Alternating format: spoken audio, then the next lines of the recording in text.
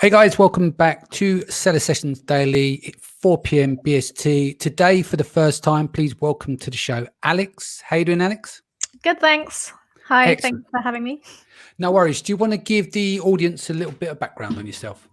Sure. I'm Alexandra Galvez. I go by Alex or Authentic Alex is my name on LinkedIn.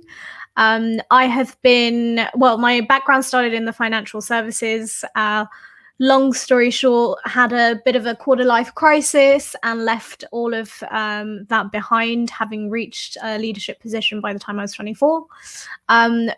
Did a post on LinkedIn the day I left my job, had it go viral. And as they say, the rest is history.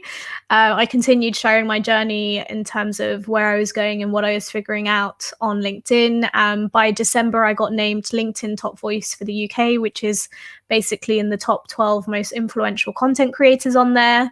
I got it the following year as well.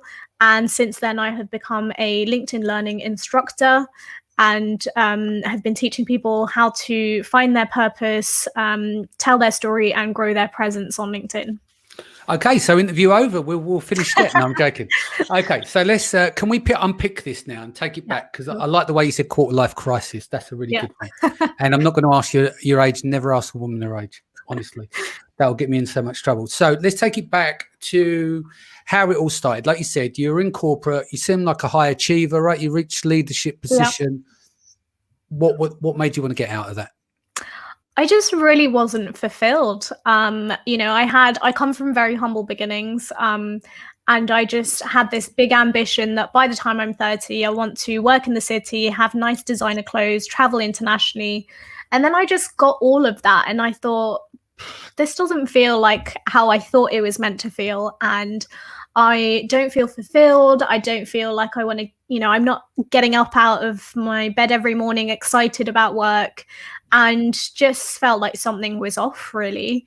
Was seeing sort of the next position of where people were at in the business, people with broken marriages or unable to see their children because they're always working or on their own. And I was just like, that's not the life I want to have. There's definitely more to life. And so I just decided that it was a very kind of didn't really think about it. One day something, a straw that broke the camel's back, and I was like, I'm out. Yeah. And it was really as easy as that.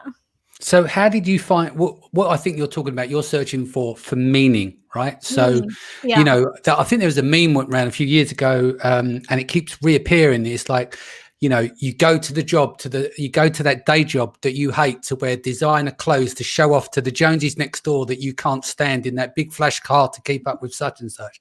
But then you're left as an empty shell, basically.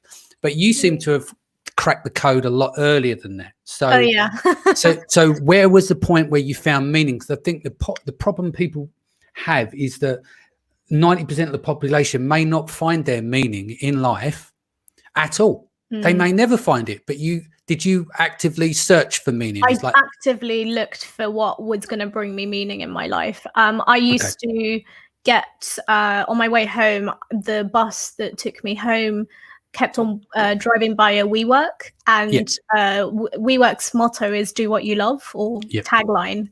And I just kept on seeing "Do what you love, do what you love," and it's like, do I really love what I do? And there were elements that I did love about what I did. I was the head of training and development, so I loved developing people. I loved training. I loved personal development. Was I interested in foreign exchange? No. Was I interested in making salespeople sell better to make rich people richer? No. Was I interested in being in the financial services anymore? No. So it was really kind of going, okay, if this isn't what I want, and I've worked really hard since I was 18 to get here, what do I want? And really asking myself those big questions. And I went to workshops and seminars and worked with coaches and everything until I found out, okay, this is really what brings me meaning to my life. But you have to go, you have to fight, go to want to find it. It's not just going to magically appear. And the thing is, you don't find it straight away. Do you get frustrated because you try one thing? Like you said, you'll go to an event, a seminar, and you need to click with something. And I think it's something, well, can I vibe with this? And also timing. I think timing makes a big impact as well, because I think you can search, I'm a lot older than you. so I've had like 3 career changes, and there's always those gaps in between. It's like, where am I going to land, where I'm going to find my meaning again? And my meaning come 2015 with selling on Amazon, and expanded from there. But you were in the wilderness for a period of time. So how much time did you spend looking for your thing? I would say probably a full year. But I think you've kind of raised a really good point. I run retreats on helping people find their purpose, and I always kind of caveat it at the start and say, you will not leave here 100% sure of exactly what your meaning is or your purpose is, because it doesn't work like that. I think that you go to, like you said, you go to one seminar and something gives you a nugget there, and then you go to another workshop, and then you maybe do work with some coach, and you start to build on your meaning. It's not like one thing. And like someone else that I interviewed the other day, she was saying that actually she feels like she has multiple purposes, and that's entirely true as well. So I think it took me a year of kind of getting a lot closer to it. And even I would say, like, in terms of being able to articulate what that is, that's only very recently. That makes sense. Just going to say a few hellos here. Herb's back here. David's back. McCain. Hello, McCain. How you doing? Addison's back here. Fiona's here. Qasim says hello. Sedam's joined. Tom's here. Good morning, Tiff. Hope you're well. Welcome back. John Lawson's here. How you doing, brother? Em's here. So is Oksana as well. Okay, so where do we go from there? So you kind of found your meaning. What year was this? So we're going to put a little bit of timeline. So I left my corporate job in February 2017. Oh, okay. So we're going back 3 years. So you left there, and then you obviously, how did the LinkedIn thing click? I know you said you did a post and went viral, so that you kind of found your calling, but what were the steps got you there? It kind of goes back a little bit earlier than 2017. In July 2015, I decided to write my first article on LinkedIn, and it was very much from a place of, I had just got in my first corporate job. I was a graduate, and I saw someone write something about getting internships in the city, and I thought, oh, I've just finished graduating. I've done 4 internships. I learned a lot. I wish someone would have told me some of the stuff that I learned along the way. And so I decided to kind of be the person I never had and pass on knowledge of, how do you find an internship? What did I learn in my internships? What did I do that worked well? What did I do that didn't work well? And I just started to kind of do that, and people started to listen. And I grew my audience from about 300 people to 3,000 people in the space of 2 years. So from 2015 to 2017. So I was creating content on LinkedIn when it was not sexy to do that, when it wasn't cool to do that. And then it wasn't until I left my job that I wrote a post the day I was leaving my job that said, when I was a little girl, I used to dream of working in the really tall building with a pointy top by the river. And having reached the 45th floor, realized that my definition of success was wrong. It was based on money, power, and status. And that what we don't tend to tell people is that with that may come things like stress, depression, anxiety, to name a few. But sometimes it takes getting to where we want to be to realize it's not where we're meant to be. I posted that about kind of lunchtime. By the time I got to my leaving drinks, 80,000 people had seen it, and there was hundreds of comments. And that was really when I got thrown into the limelight on LinkedIn. Even though I'd been there creating content kind of quietly to a very niche and small audience, that's when, everything kind of... But that comes down to like the perseverance. Like you do on LinkedIn, you do your weekly shows. Like earlier on, you said you didn't feel great, you didn't really want to do it, but you persevered through. And I think that's important. I think that's a Gary V thing as well. It's like he pumps content out daily, and he has done for years. So people are kind of looking for a magic formula. But what happens is, after a period of time, it's like you fail your way to success. Like what you did is you kept putting out content, and one resonates, and that's when the torch paper lit and started to go. So what did you find in terms of understanding that? How much content had you released, do you think, up until that post? Probably before that post, I would say less than 10 articles. Oh, right. So I thought it was a lot of content, but 10 articles. Yeah. Yeah, I would probably say one every 2 months over 2 years. So yeah, about 10 to 12. Gotcha. But Okay. long pieces of content. Yeah. So long form, how long would you Yeah. spend on those pieces of Oh, content? I spent a while. So I would probably spend about 2 to 3 hours per article Yeah. to write them. Yeah. No, that makes sense. And so what did you do from there? Once you realized how you could resonate with the audience, did you start writing more content in that vein? Yeah, I mean, I definitely started to think about, what has resonated with people? Why is it done so well? How can I replicate it? And I just sort of went, okay, it seems to be very relatable. It seems to be very human, authentic, vulnerable, raw. I'm just going to keep doing stuff like that. And so I started sharing like snippets of my journey. I decided to backpack around Southeast Asia for 6 weeks, and I started to kind of share bits and pieces of that. But it wasn't really until I got back that I started to really create more and more content on a consistent basis. There was a part of me that was potentially thinking about going back into a 9 to 5. And there was another part of me that was like, okay, if I could find a way of making a living out of spending time on LinkedIn, because I loved spending time on LinkedIn, I would be a happy woman. And slowly, as my audience grew, people started to ask me, how do you do what you do? How do you build a personal brand? How do you create this content? And that started me off as a LinkedIn coach, essentially. Yeah. So is that where you make your money, really? You make it on the back end by doing the stuff on LinkedIn that would then leads to being a coach. The reason I'm asking this, because for our audience, mainly Amazon sellers and brand owners, I think LinkedIn is a tough nut to crack in terms of getting it to work. Even the pay-per-click platform, I'm well versed in all platforms. We have our own agency, Amazon agency.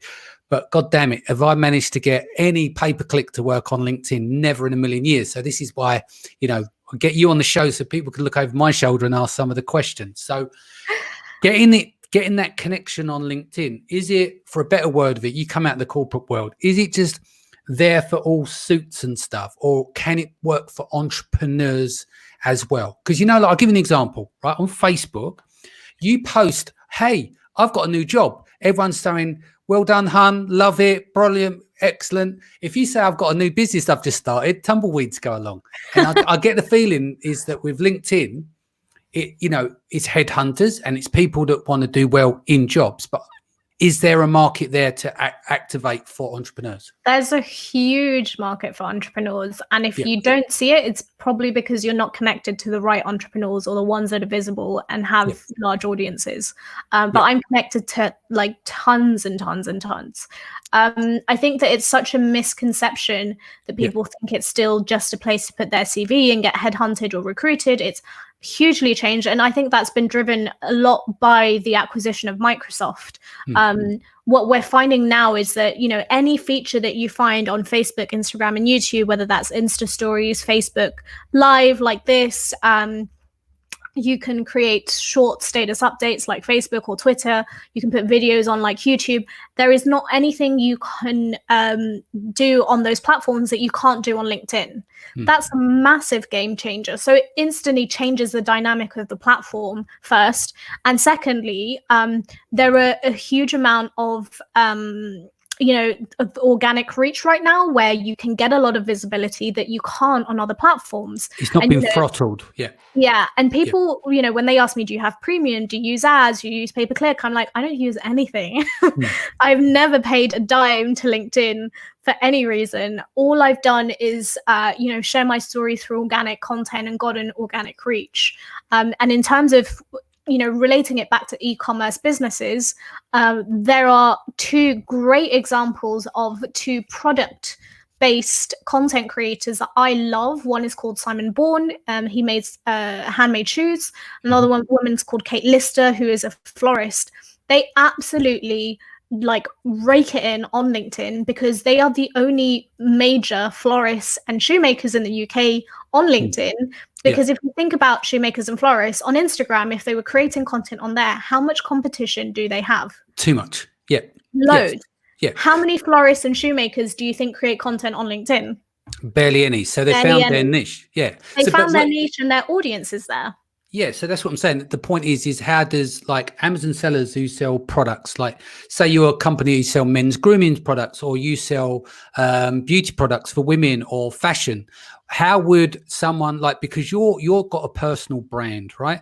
And the way it works for you is that you get leads in for your business, and that's fine. Do you actually sell products yourself? No, so for me, it's all service based. All service based. So with your observation, and you've seen with those two excellent entrepreneurs, what would you say are the key criteria if you're a brand that sells on Amazon? How would you get activation on LinkedIn? What would be your go-to? My number one piece of advice is take your audience on your journey. Yeah. Like, get them to buy into you, get them to buy into your business's story, which is your story at the end of the day. Because when you do that, they're championing you. They want to see you succeed. They want to see the underdog do well. You know, Simon Bourne does this so well. He totally like hooks people into his story, and people have been following him for 2-3 years, and he will totally admit when he's had an off day. He'll totally admit when sales are down, and he'll be really open, but with that honesty and authenticity and vulnerability, people trust him and buy into him. And I'm sure he gets a lot of referrals, not even from people that buy his products, but from people that just enjoy following the journey. So you need to kind of sell the story of you and sell the story of your business. Okay, so what we're saying here is that he's actually on there inspiring people that are working full-time jobs that maybe want to be entrepreneurs, and they're kind of looking through his eyes of how he's operating as an entrepreneur, maybe go, maybe I could do that. One day I could give up corporate and do that. And so that's become the angle, or? Yeah, definitely. And I mean, I resonate with that too. A lot of people that follow me and look at my content and consume my content and go on my courses are people that want to emulate what I've achieved, quitting the corporate job, doing my own thing and succeeding in what I do. I had someone signing up to an online course that I'm running from Wednesday on how to grow your presence on LinkedIn. And she said, I don't really know straight away why I want to do this, but I just want to learn from you, you know, and that's because she's bought into me and my story versus actually what it is that I'm selling. And that's kind of where you want to be at. You never really sell on LinkedIn. You enable you don't sell, you do. You. I have the same thing with the agency, whereby people will contact me, and after 400 plus shows, like, they're interested in PPC on Amazon. One of the first things they'll say to me is like, it's like I know you, and it's because they've listened to lots of podcasts in previously. So it's almost like I built a relationship with that person already without knowing, because they've followed. You know, I'm grateful, very grateful that they've followed the podcast and they've enjoyed the content. So I totally agree with you there. So let's talk about the types of content work. So you've started out, you're doing long form, you spend 3 or 4 hours. What's the velocity of content you produce today? And you've grown from the 30,000 in that 2 years. What's your current numbers now? So I went from 3,000 in 2017, and right now I think I'm about 37,000. 37,000. Yeah, that's great. So sorry, what was your question again? What? Yeah, so what was the velocity of the content now? Like, so back then you were doing every 2 months or so. Yeah. It really varies. So back then it was every 2 months I write an article. These days I'm trying to keep up a newsletter, which is weekly. That's a little bit harder for me to do because it's long form content on a weekly basis. But the other thing in terms of going live, that's a month project and it's every day. I'm coming up to my last week. So on Friday, it will be the last one. I will probably not do a live for some time until I figure out what I want to do with it next. So I kind of really play it by ear and see what I want, what I feel a lot. It comes from a feeling, I think. And also what I want to say, like I go by when I want to say something and what I want to say. So I don't really have a prescribed method. When I do work with clients, I always say to them, have a target of having one, you know, when are you going to do a post? When are you going to do a live? When are you going to do a video? And just for accountability's sake and having some targets to hit and knowing, you know, and being consistent. But I'm quite flexible and I think I can afford to be because I've got an established audience. But for someone starting out, I would definitely recommend consistency and regularity. Yeah. No, that's good. And like you said, if you've got something personal to say, it doesn't mean you got it. It's going to come out on Monday, Wednesday, and Friday. You might not have nothing to say, so there's no point in publishing it if it's from that kind of personal point of view. It's different for me as I interview people. It says I haven't got to worry about what my personal views are and stuff. They come out in interviews and stuff when I'm talking with people, but my guests are the content. Effectively, it's down to me asking the question. So I understand what you're saying is that you can't force that on a regular scale because it's not scalable. So let's talk about video content itself. Like, as you said, you've been on the run doing these lives. How has that interacted with your audience versus doing the long form content that you produced? I mean, it was a massive game changer when video first came out on LinkedIn. People were used to reading my writing a lot, and I wrote a lot of long form, but also shorter form pieces. And I think it just reinforced the relationship with people that had been following me, because all of a sudden they can hear me, they can see me. And I think one of the key observations from doing that transition were people saying, "You're exactly how I imagined you would sound and look." And I was like, well, that's a good thing. But that again, it goes back to your brand, your personal brand, and your tone of voice, and showing up authentically and not being someone else that you might not be, or how you present yourself. For me, it was important that transition is totally equal. That how I sound writing, I sound speaking, I don't change that at all, or I don't try and appear in a certain way. And that was good. And yeah, I mean, honestly, like it very similar to you when people say, I feel like I know you, because they've heard and seen you.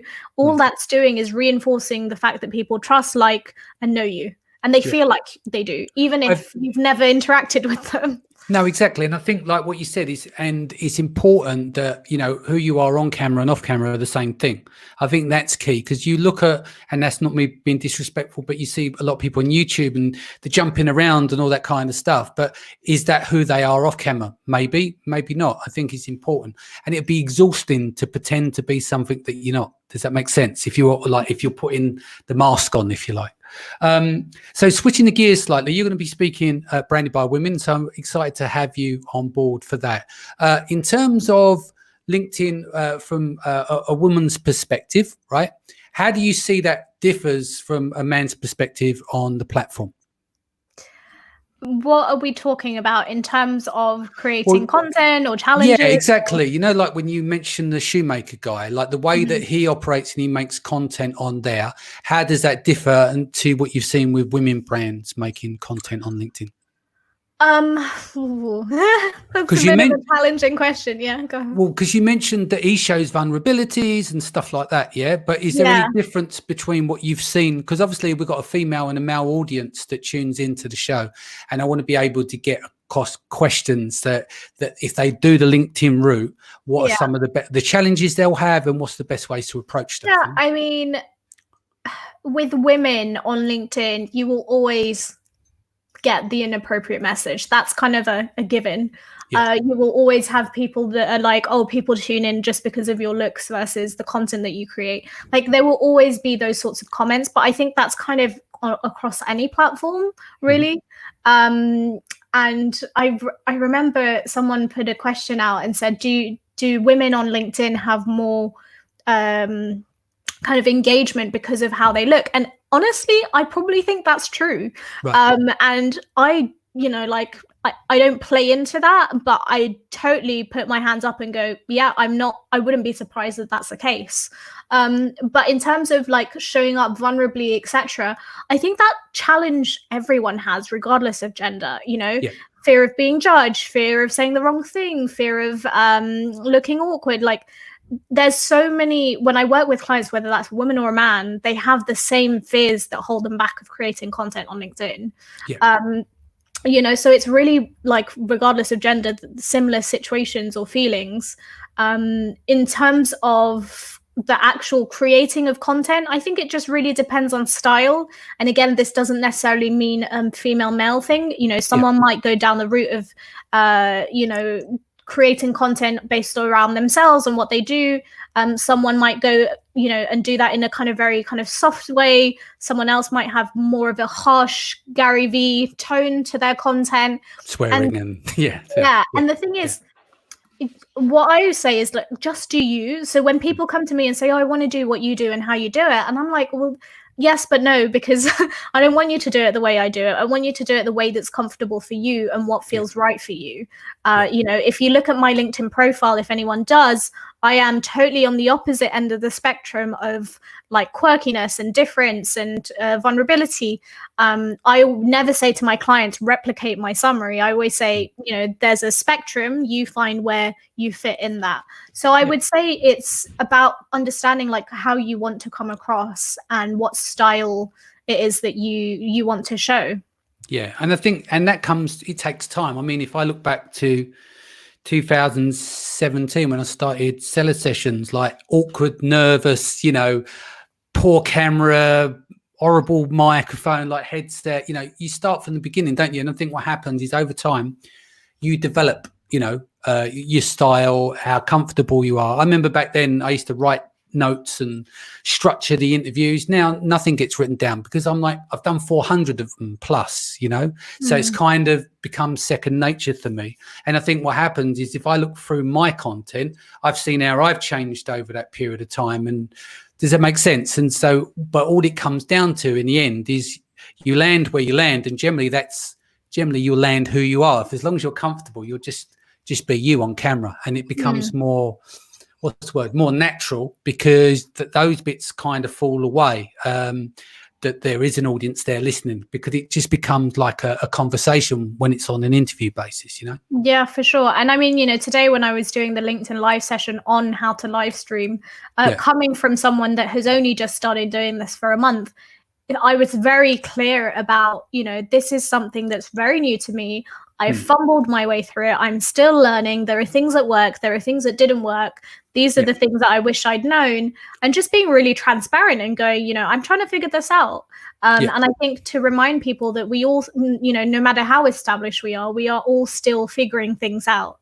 Yeah, no, exactly. And I think it's different for people that do face the camera and has to come up with content like yourself. If you don't have a guest to resonate or bounce with, that's a different dynamic to sitting there and just coming up with all the content yourself and then holding that audience for, I don't know, 20, 40, 60 minutes, how long that may be. But before we go, can you give me 3 key things you think that for brands and Amazon sellers, men and women, what they should do before they embark on LinkedIn as a channel? Be authentic, take people on your journey, and share your story. Excellent. And what is the best way if people want to reach out to you?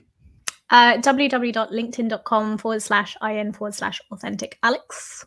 Excellent. Great. Guys, thank you for joining us. Don't forget to grab a ticket, brandedbywomen.com. Tickets are free. Kicks off 15 days from now, 3 days, 3 live shows, 30 plus speakers. So yeah, it's going to be some fun having there. And again, Alex, thank you for joining us today. I'd love to get you back in the future to get a new update on your story. All right. Thanks for having me. All right, guys, take care. Be back here tomorrow at 4 p.m. BST. Take care.